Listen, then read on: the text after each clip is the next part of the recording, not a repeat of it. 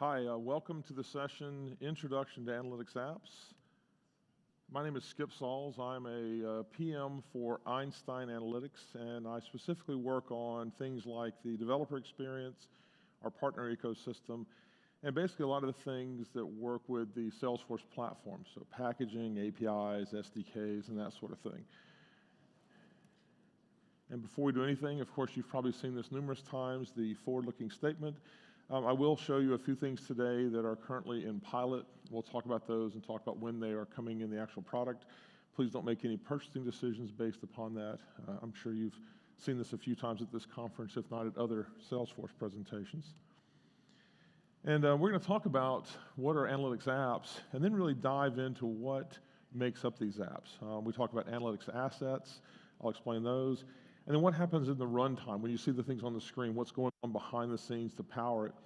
And then the really fun part, which is the developer experience. So how do you take this and embed this and use it directly and interoperate with Lightning and so forth. So as a real quick poll, who here has seen Einstein Analytics, the product formerly known as Wave? Played with it, done a trailhead, that kind of thing. Okay, and who would consider yourself a developer? And then who's an admin? And also the hybrid admin developers. I know there's quite a few of those as well. Okay, cool. So we're going to show some of the dev-centric content, but we're not going to go way down in the weeds, so don't worry about that. We're not going to be writing or seeing lots of code. But I will show you how these things can interoperate and how we've built it on top of these platform features. So with that, let's first just take a quick look at analytics apps and kind of show you things. So we're going to go back and forth with demos. It won't be a bunch of boring slides. It'll be a lot of interactive content. So let me flip over here. And if you haven't played with Einstein Analytics, I'd first encourage you to go to Trailhead and try out the intro module there. You get a DE org that has lots of data. You can play with it. It has a license and that kind of thing. Gives you a chance to play with it, explore it. And there's tons of Trailhead modules for all sorts of things in analytics, whether you're a data scientist type, a BI user, business user, and so forth. You can find a module that will teach you some of the features there. Now, if you haven't seen it, you launch it from Lightning Experience or from Classic, and you'll see what we call the Analytics Studio, which is this view here. And there's several things you can do to create apps, create data sets, data flows. We're not going to have time to go through every single detail here, but I will kind of show you what happens behind the scenes here in a minute.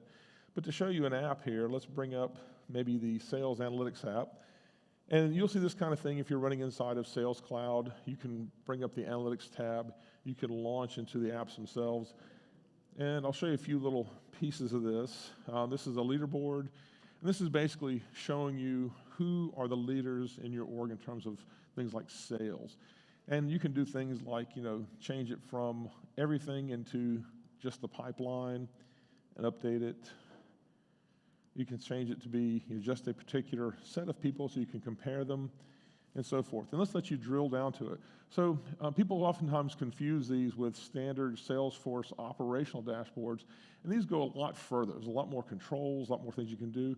And importantly, it scales up much higher than you're probably used to with traditional Salesforce. If you've done Salesforce for a while, there's limits on things. It protects our assets. And you can run out of things if your license doesn't support really high numbers. And even the Salesforce core itself is really optimized for like thousands and tens of thousands of things. Einstein Analytics is built on a different engine, still in the same data center, still Salesforce native, but it's a separate engine that can scale up to millions and tens of millions and even hundreds of millions of rows. And importantly, it's not just Salesforce data. You can bring in data from almost anywhere. So we focus on Salesforce, obviously, since it's the main thing here, but you have connectors often to various things here. And we'll show a little bit of that here in just a minute. So we're not going to focus too much on these apps. I just want to kind of give you a flavor of it. But what we're focusing on as we go forward is not only these standalone apps like this, where it's the whole page, but also using it in context inside of Lightning Experience. And if you're still using Salesforce Classic, you can embed them there in Visualforce pages and standard layout pages. So we support all the different runtimes. It's not just a Lightning-only feature. And we'll come back to that in a minute, and we'll start talking about some of the demos where we embed these into Lightning Experience. So let's go look at some of these assets that make up the apps and talk about that. And you can think of these as being like components.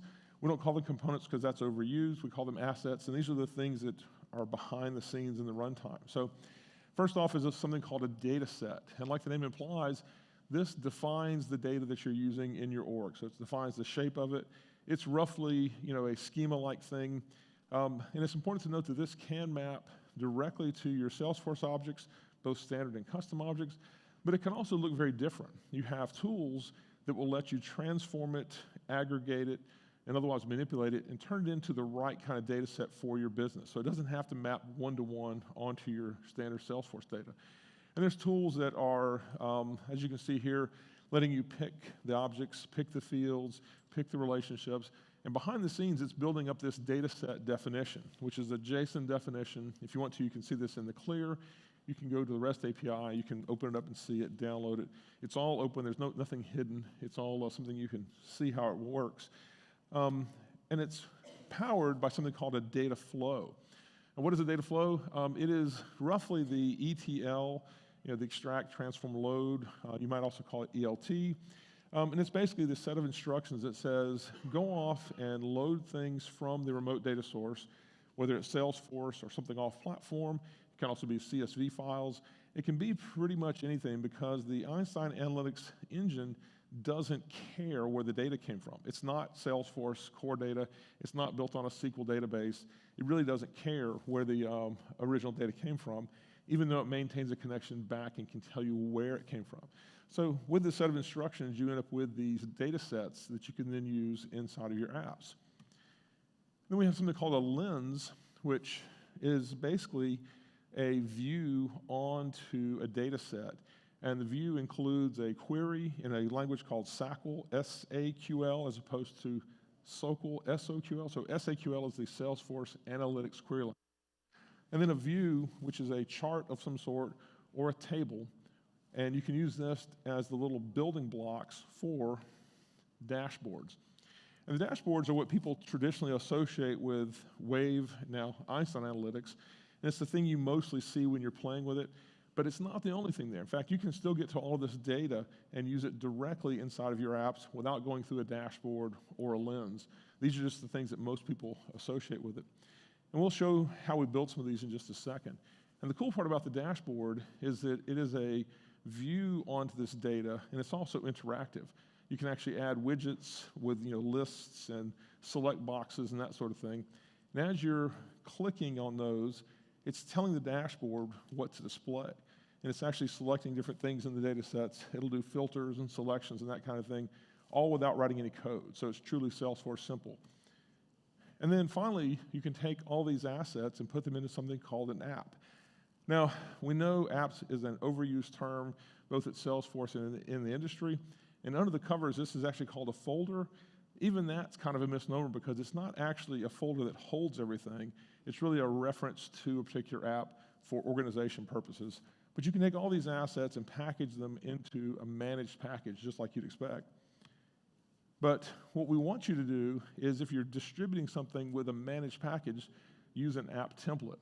And an app template is a tokenized version of your app that has rules and expressions and macros that can power the customization of the app for the customer org, so for the destination org. So when you publish these things, if you've done managed packages, if you're a partner, for example, you realize, hey, when I publish it somewhere, it's kind of fixed in place on the destination org.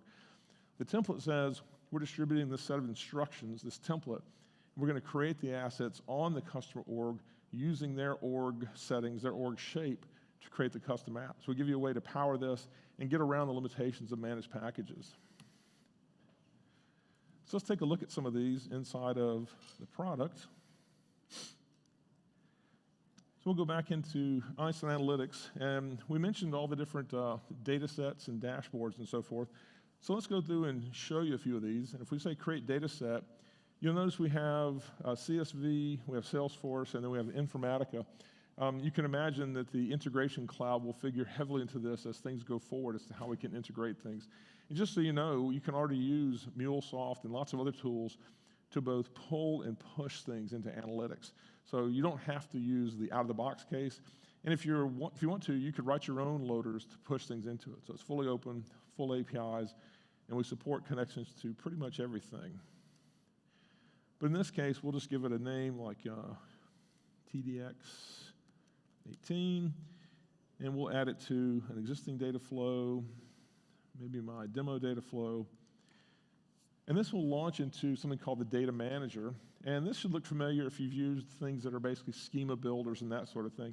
And effectively, you're going to pick an object. We'll just pick opportunity. We're not going to go through and create all this right now. We'll just kind of show you the things. But here, you're going to go through and pick the fields that you want to go into your data sets. You're defining that shape. And again, behind the scenes, we're building up these data flows, which generate these data sets. And when you go to run this, and we'll just cancel all of this and show you these, you go to your data manager, and in here, you can say, look at the data flows. And for each data flow, you can set up things like a schedule that says run this on a weekly, hourly, or monthly, daily, et cetera basis. And then choose how often to run it. And you can run it, I think, up to 45 times a day. So you're running it and pulling things in there periodically. And a lot of times our customers just set these up and they pull things in, once a day, a few times a day. We have a few that pull things in more frequently, but most of the time, fairly infrequently is enough. And you can look at these jobs and you can see that, what has been completed, what has failed. So we give you full transparency, and you can see here, some of these have warnings. You can say, well, what didn't succeed? And you can go through and look at these without having to dig into all the low-level logs and so forth.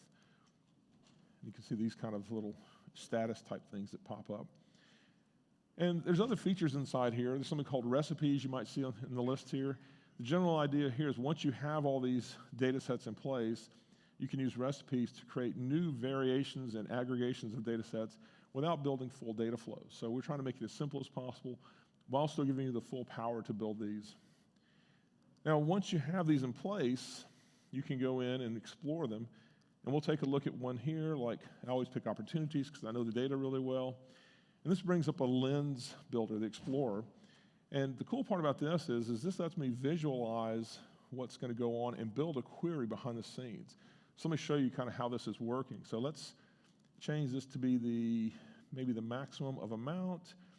And I'm going to add a few things here, like the forecast category. Maybe we'll add one here for the stage. And just for kicks, let's add in maybe industry. So this lets me build up this view, and we can ask it to suggest other chart types that might work. And it looks at the shape of the data, and it says, oh, here's some others you might decide as other visualizations. You can try those out. And there's actually a huge number of charts, which you can see here. And they'll tell you if they need certain numbers of measures and dimensions and that sort of thing. So we give you hints as to what will and won't work in terms of visualizations. Now, behind the scenes, we're generating this query. And I'll boost the font here a little bit for you. So this is the SAQL. It's loosely based on a language called PigQL, if you will. But it's not exactly the same. It's just based on the original source, so very similar. But you can actually modify it here, and you can run it, change things, and so forth. But most of our users will stick to a tabular view or a chart view. So they're not necessarily using it in the low-level sense. But again, we want you to know that we're not hiding anything from you. There's not some weird metadata somewhere that you can't get into and see. Everything is exposed and in the clear. Once you're done with this, you can take these and use them in a dashboard, or you can go directly into the dashboard and build things there. And effectively here we say create a dashboard. And I'm going to create a blank one and just show you some of the power of this. And let's go back to our lens, and let's just go back to one of the charts. It may have reset my rows there, so let's just recreate a couple of those. I'm going to put back in type, and we'll put in forecast category, and then stage, just to pick a few like we did earlier. And I'm going to say clip this to the designer and call it my TDX demo lens. And when I say clip to designer, it now shows up in this dashboard, and I can drag and drop this like so. And I've got my chart inside of my dashboard.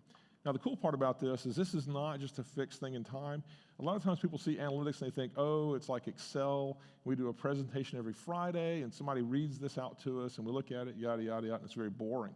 Well, the cool part about Einstein Analytics is all of this is very interactive. So if I take a list and drag it in, I'm going to pick a data source here for the field as the, let's do the forecast category, somewhere up here, like so. And I'm going to go into the live mode here, and you'll notice that when I pick the forecast category, it's going to change what's in that directly. So we've now connected these two together, not only by the data type, but by something called a step. And the step is behind the scenes, and the step says, choose something, select something, take some action, even do some manipulations on things to make it interactive. And you can do things like go to the step and say, well, let's make it into a multiple selection. And now when we view, we can do this kind of thing. We have checkboxes like so. And so the cool part is you don't have to be a developer to build this sort of interaction, and you really get a great analytics app building experience. And you can do the same things with sliders, take a range like maybe amount, and I'm going to make the size a little bigger so we can see the slider. And if we go in here now, we can say, well, let's only look at certain things within a certain range, and you'll see it starts to get selected there. So we can select, filter, and that kind of thing. There's a ton of things. We could spend the next 2 or 3 hours going through all the features of this. That's why I encourage you to go to Trailhead and play with it. But the cool part is all this can be done without writing a single line of code. Behind the scenes, if you're interested, you can hit Command-E, and you can see the JSON definition that's being generated. So we're modifying this as we go along, and everything has logical names like steps, widgets, and that kind of thing. Most people never want to look at this. They don't have to, but if you're curious, you can do so, and you can edit it here and go back and forth, assuming you know what you're doing. Just be forewarned that you can have errors if you have bad JSON definitions and that kind of thing. So that way, oops, obviously I must have typed something. Let's cancel back out of that.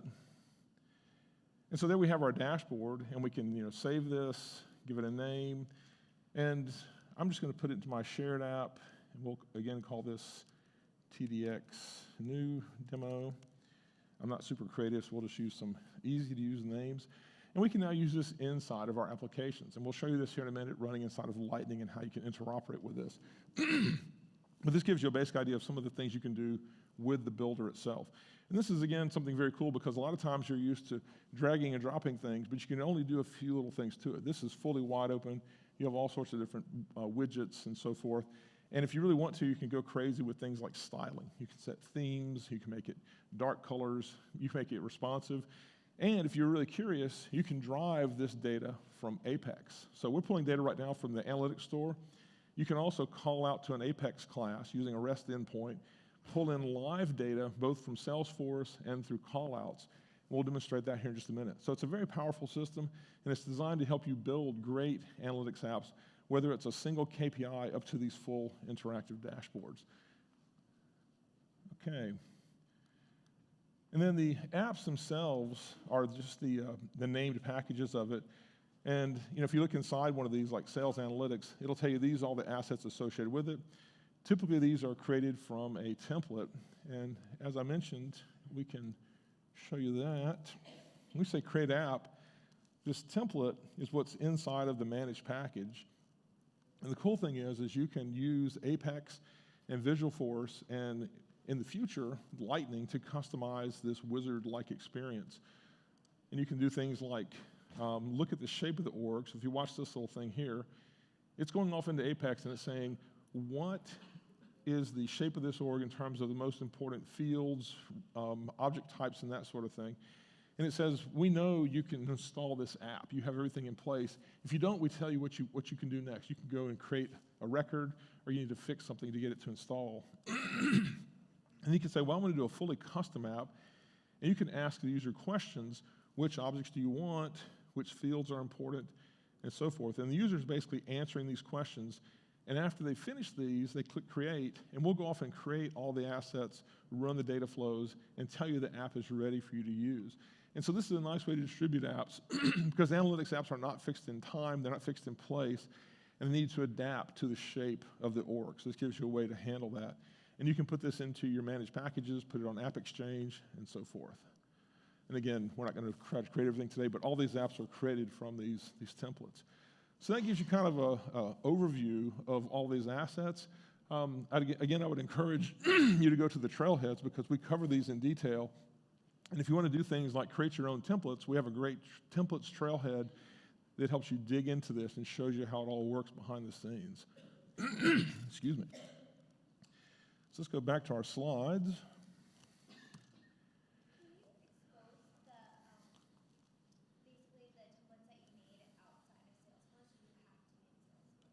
So the question is, can you expose them outside of Salesforce? So do you mean?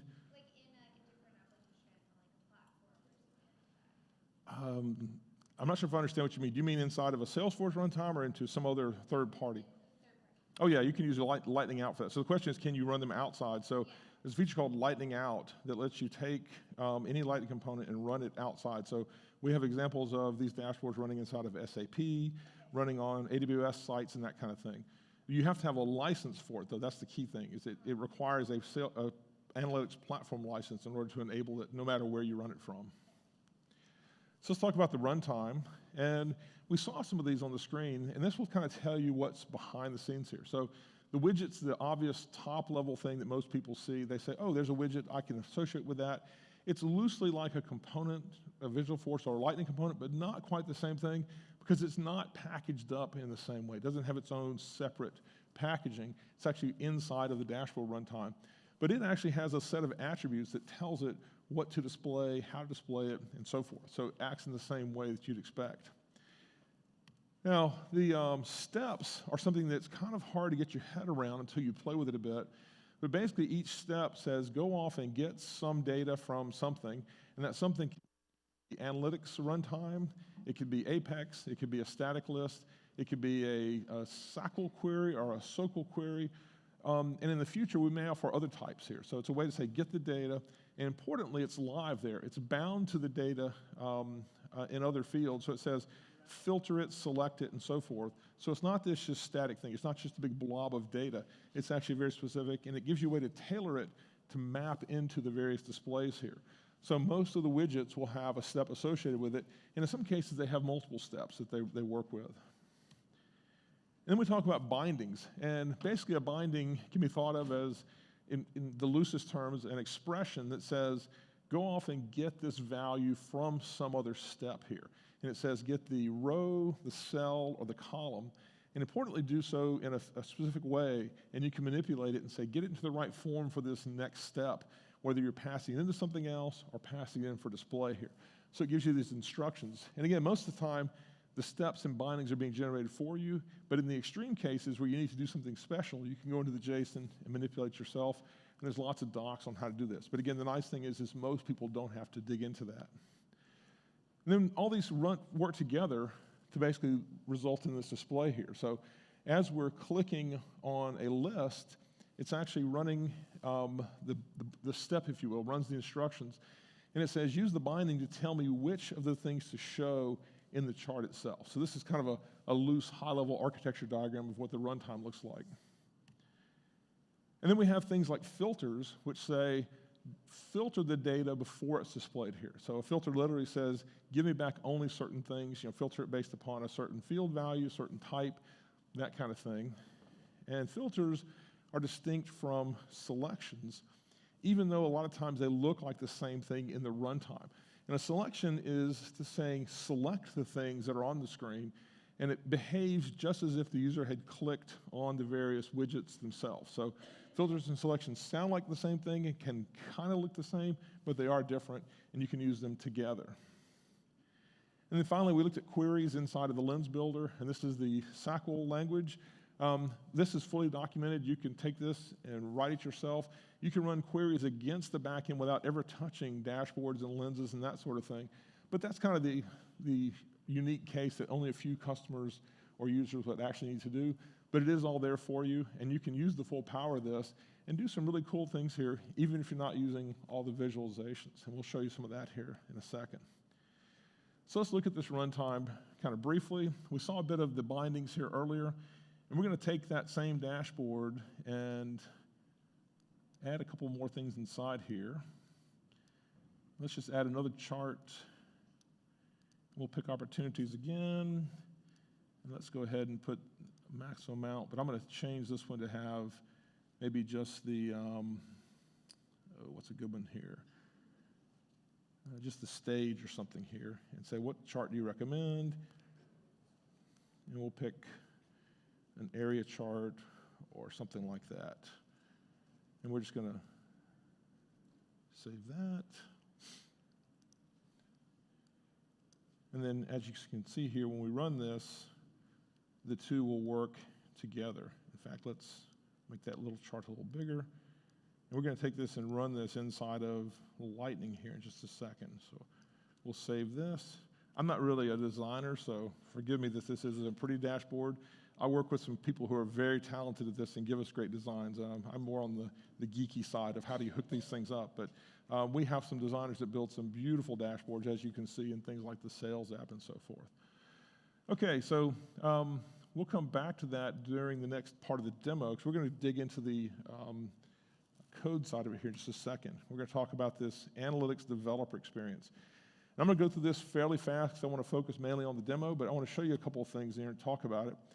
We announced this yesterday in the keynote as the analytics developer experience. And this plays on the name, Trailhead DX, Salesforce DX, et cetera. And it's the collection of things that are available to you as a developer to use to customize your apps.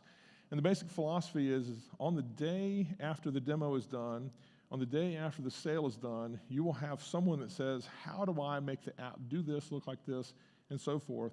And we need to give you some way to do that. Otherwise, you don't use us or you hack us, and both of those are bad things. So we want to make sure we give you the APIs, the SDKs, all the customization entry points, and importantly, do so in a way that fits in with everything else in the Salesforce platform. So we give you Apex, we give you Lightning, we fit into the full identity model for things like security. We do everything with the standard metadata for the packaging and so forth. And when we build additional things like templates, we do so on top of the existing features, not on the side here. So it is truly a part of the greater Salesforce platform. And we're working right now on the Salesforce DX integration. If you haven't played around with that or seen some of the sessions, it is super cool. It's basically moving the source of truth from an org into a repo. So as I like to say, we're moving Salesforce into the 2010s, if not 2018. So we're getting there kind of into the modern world. We're working very hard to make sure that analytics is the same way, that you can put things into a repo and you can do all of your unit testing and so forth in the same way you would expect with Salesforce DX. And we'll be showing that over the next release. So look for that in the summer release coming up. Again, forward-looking statement. So we also have a web SDK. I'm going to demo this. This is the set of Lightning components and Lightning events that lets you interact with these dashboards. And the demo will show this very nicely. We also have the ability to say, tell me what dashboards are on the page. And this is nice because you don't want to have to hard code your apps to assume that it's a certain dashboard. And you can instead build a component that says, go off and find the dashboard, tell me something about it, so I can then formulate the UI to let the user interact with it. And we also offer an Apex SDK. And this is important because from Apex, you can do call-outs to the REST APIs and call queries and that sort of thing. But you run into problems with things like Process Builder and so forth, where call-outs aren't always as easy. So this gives you a direct way to do so from Apex and use it inside of your custom classes. You can use it, again, from the dashboard, from Lightning, or from things like Process Builder. And then something called an Apex step that I mentioned, where we can pull the data into the dashboard in real time. And this is something where a lot of people say, hey, analytics is great, but I need to have the current view, not the last time you ran that data flow. So this gives you a chance to say, go pull things in directly from Apex. But it's important to remember this has all the limitations of Apex, including the heap size, the call-outs, and that sort of thing. So you're not going around Apex. So don't assume you can do giant things inside there, but you can do the real-time stuff, and it's great for accessing the current stuff in your org. And then the template framework, as I mentioned, actually lets you customize it with Apex and Visualforce, and eventually with Lightning itself. So we give you a lot of places to customize this, and the goal being is that you can satisfy the needs of your apps, your customers, and so forth without having to hack at it. And this is a pilot. I'm going to show some of those features today. This gives you basically API access to things like dashboards and lenses and that sort of thing. And you can follow the chain and get all the metadata and build some very cool things here. This is safe harbor, forward-looking statement, going to be GA in the summer 18 release. Sorry, I'm thinking winter 19 already, so I have to get these numbers straight in my head. All right, let's go to the demo. We've got about 10 minutes, so that's a good timing for that. And let's go flip over into Lightning, and I'll go full screen for this. So this is built entirely in Lightning Experience. This is all built in the spring 18 release, and these are built as Lightning components and some Apex classes. Just so you know, before I came to analytics, I was the PM for Lightning components, now Lightning Framework, as well as Visualforce. So I came from that world, and we've been applying all that into analytics for the past couple of years. And this is kind of the result of it. So let's take a look at the SDK demo. And what I'm going to do here is I'm going to bring up that dashboard we just built inside of analytics. And I think I saved the last version of it. Let's make sure. Yeah, so that's what we just built here. And now we're showing it on the right-hand side in a component called Wave Dashboard. So you can use this in Lightning App Builder, you can use it in Visualforce, you can use it in custom Lightning pages, and it's the same analytics component in every place, the same runtime. We don't change it in all the different contexts. So the cool thing is you can use this across all the different UIs, and you can use it in Lightning Out, as the question was asked a little bit earlier. So in this case, I'm going to ask it which data set, so there's opportunities. If we have more than one data set, this list would show that. And this is not a business user UI, just, this is the developer learn how things work UI. So just to be clear, we would not expect business users to filter it like this. We're going to pick forecast category. And what this does, it says, look at the data set and look at the source field and see if you can map it back into the source object. So if I can figure it out, I'll go and run a query and say, give me either the pick list values or the values, the first n number of values out of the records themselves, and build this dueling pick list, which is a Lightning component. Lightning, I think it's called dueling pick list. And the cool thing is here is I can put in pipeline here, and I'm going to click fire. And did I give it the wrong name? Oh, you know what? We need to put a different forecast category inside here, I bet.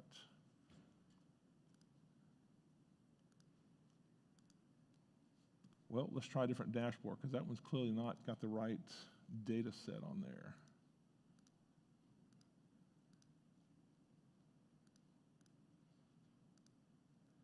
So there's one that's going to fire it there. Okay, good. We can keep building this up here. And what this will do is it'll keep adding to this set of selections. And you can see here it'll keep it in sync with this UI. Sorry? What's that?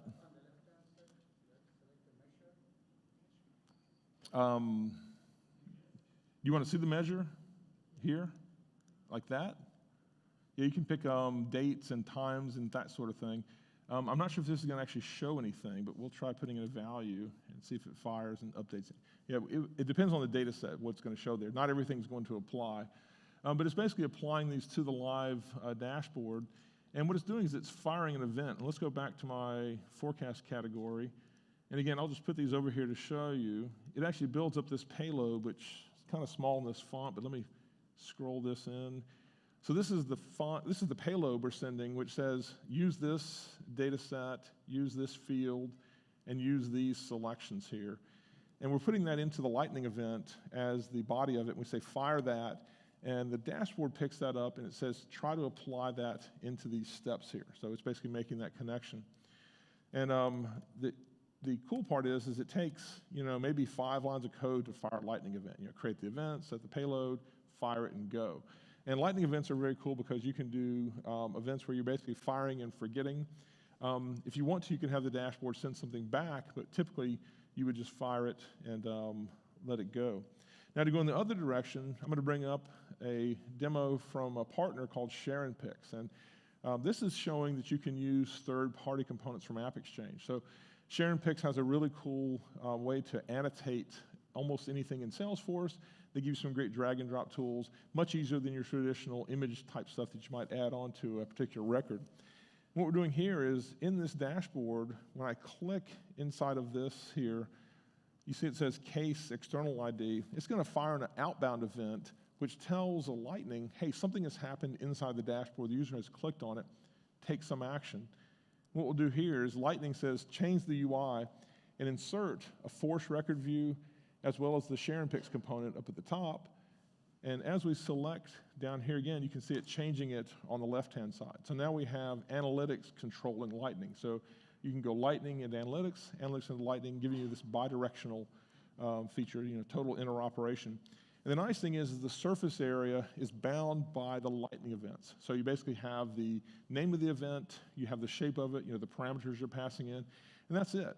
You don't have to go through and do lots and lots of coding to make this happen. So this is just a quick example, but it shows you the two-way interaction there. All right, a couple more quick demos. Another one people oftentimes say is, hey, I'd really like the new Lightning-based components. And if you've seen these, they've got things like data tables and trees and that sort of thing. It's really cool now how easy it is to build a custom UI. In this case, we have a map-based dashboard. This is using something called GeoJSON, which says, show me the map and associate data with it. And if you saw the keynote yesterday, this is based on that same demo for WeWork. In fact, this is taken directly from the code that we built for that particular demo. And in here, I've got leads and accounts. And if I click on one of the states, it's going to actually zoom in on it, and it plays a little bit of music there. So this is kind of showing the two-way interaction. You wouldn't have musical maps, but this is done as a geeky thing to show that the event payload can be used for almost anything, and using it with a third-party audio player. And again, we can go to, I think North Carolina is in here somewhere, like so, and it'll keep zooming around. Now, in your real app, you'd have someone looking at their particular case, or their account, or custom objects. And what you want to do is you want to hook it up so as they're using the app and they're browsing things, you can show them relevant analytics information. Probably not musical maps, but you'd have something there that's a KPI, chart, et cetera, that helps them do their job better. So you give them more intelligence in their apps. And one more quick demo is the Explorer. And I mentioned you don't have to use things like dashboards and lenses. You can actually go directly into the queries. So this is a little browser that says, show me the map, or show me the dashboard. You can take it and play with it here directly in there. You can look at the JSON definition, whatever you'd like. Again, kind of a geeky tool here. But the cool thing is you can look at these lenses and dashboards and data sets. So let's look at the data sets for opportunities. And this uses several Lightning components for things like the text areas, the buttons, the sliders, and those little things there are called pills. And what we've done is we've wired the pills up to be a query builder. And we have a data table down below, a Lightning data table. And if I run this, it'll run that query against that data set using this SACL that we built up here. And that's very dynamic. So we can say clear the selections, and I'm going to add in, I'm going to put auto execute on so you can see this build. So we'll do account type, forecast category, lead source, industry, owner ID, billing country, and so forth. So we're building this up and we're hitting the analytics back in the data set each time with these queries. And we can even do things like this. Let's turn off auto execute. You see the limit here is how many to return. And that's wired into Lightning here, so we can now change the limit and tell it what to return here. Like so. And you can go off and pull in lots more records there. And this table is a Lightning data table that can now be sorted and filtered and that sort of thing and made interactive. So what we're trying to show is that don't think of analytics as being a destination or being a thing. Think of it as part of the larger Lightning/Salesforce platform, and you can fully interact with it, build it in, interoperate, and so forth. So I'm down to my last minute. Let's get back out of the full screen view and go back into PowerPoint. Whoops. And I got a couple more quick slides to show you, and then we'll wrap up. So more demos and more Q&A, please go to the developer forest. We're right over here, I believe. We've got a thing that says Einstein Analytics, hard to miss. It's in the very center of the dev forest. There are people there from our engineering teams, some of our demo engineers and that sort of thing. I'll be there different times of the day. You can see these demos and more. They can dig into the code and show you things and answer questions. And then, as I mentioned, please go to Trailhead. We've got some of the basics, the template development, and there's probably, I don't know, there's a dozen or more of these things in almost any area.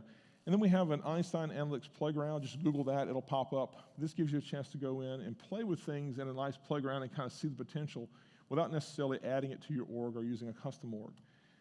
And with that, I'd like to say thank you. I'm at my time, and I hope you enjoy the rest of Trailhead DX 2018.